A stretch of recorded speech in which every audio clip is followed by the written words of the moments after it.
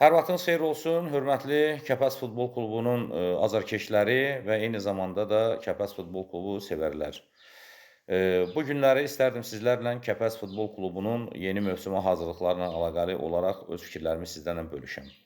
Kadrlarda gördüyünüz kimi klubun yeni idarə heyətinin sədri Namiq Qədirov, onun köməkçiləri Fərman Əlizadə, Erkin İbrahimov və keçmiş klubun idarə heyətinin sədri İlqar Nadiri, hal-hazırda isə icraçı direktor vəzifəsini icra edən bir məsul şəxs.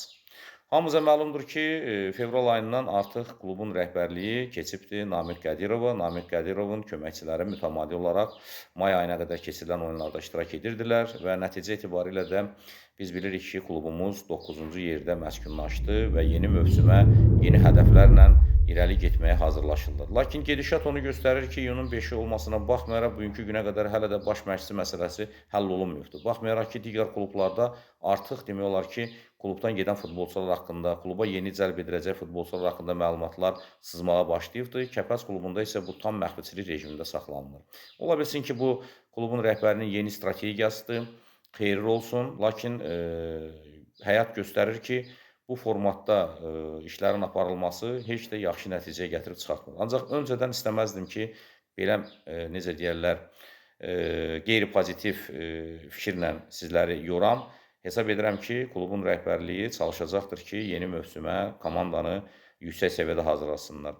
Bir məsələni də nəzərə çatdırmaq istəyirəm ki, hələ də bugünkü günə qədər biz klubun yeni rəhbərliyinin başda Namiq Qədirov, Erkin İbrahimov, Fərman Əlizadə haqqında onların məlumatımız yoxdur və biz bilmirik və çox da dəfələrlə müraciət etmişik ki, ən azından heç olmasa onların qısa olaraq tərcümə halları saytlarında qeyd olunsun ki, biz bilək görək ki, bizim klubumuza, yəni sevdiyimiz, tarixi olan bir kluba gələn rəhbərlik hansı fəaliyyətlə məşğul olubdular, onların bu idman sahəsində, bu futbol sahəsində hansı nailiyyətləri olubdur və yaxud da bilgiləri vardır.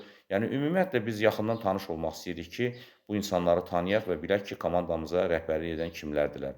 İnanıram ki, bu çıxışımdan sonra nəhayət ki, klubun rəhbərliyi haqqında biz ətraflı məlumat alacağıq. Bir məsələni nəzərinə çatdırım ki, əldə etdiyim məlumatlara görə klubun rəhbərliyi bazada hər zaman biz arzuladığımızı görməyəcəyik. Klubun rəhbərliyi burada olmayacaqdır. Klubun idarə olunması Bakıdan həyata keçirilir bugünkü günə qədər də və gələcəkdə də aldığım məlumata görə belə olacaqdır.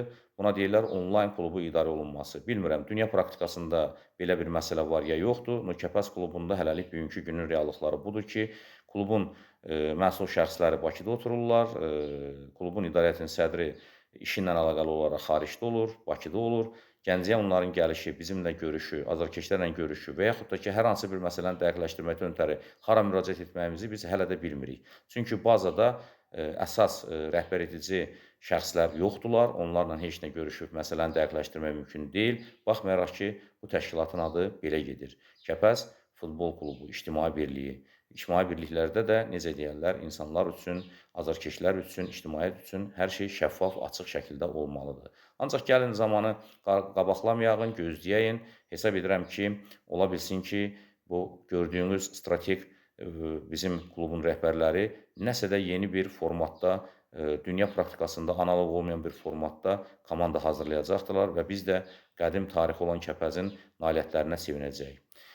Hörmətli tamaşaçılar, indi isə mən sizdən xudahafizləşirəm və gələn görüşlərə qədər deyirəm, səbirli olmağınızı arzuluyuram. Səbir hər şeydən üstündür. İnanıram ki, Kəpəz Futbol Klubu yeni mövsümdə öz sözünü deyəcəkdir.